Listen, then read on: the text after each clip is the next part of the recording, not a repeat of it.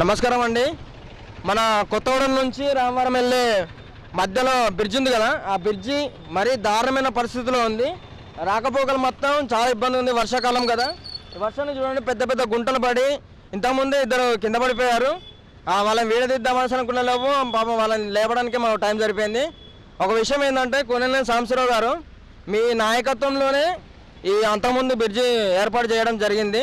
Thank you so much అండి.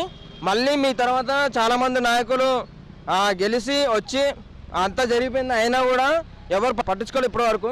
మీకు మళ్ళీ అధికారం వచ్చింది కాబట్టి దయచేసి మళ్ళీ ఇది మరమ్మతులు చేసి పునరావృతం చేయాలని కోరుకుంటున్నాం సార్. ఈ కొత్తగూడెంలో 2-3 బ్రిడ్జిలు మీ హయాంలో, అప్పుడు మీరు గెలిచిన హయాంలోనే ఏర్పాటు చేయడం ఉన్నాయి కాబట్టి ప్రజల బాగోగులు చూసుకొని మీరు దయచేసి దీన్ని మరమ్మతులు చేయాల్సిందిగా కోరుతున్నాం. కానీ మధ్యలో ఒక గుంట అయితే పెద్ద గుంట పడింది. ఆ గుంట మాత్రం చాలా డేంజర్గా ఉంది. చాలా వర్షం నీటికి చాలా నిండిపోయి చాలా ఇబ్బంది పాలవుతున్నారు జనాలందరూ.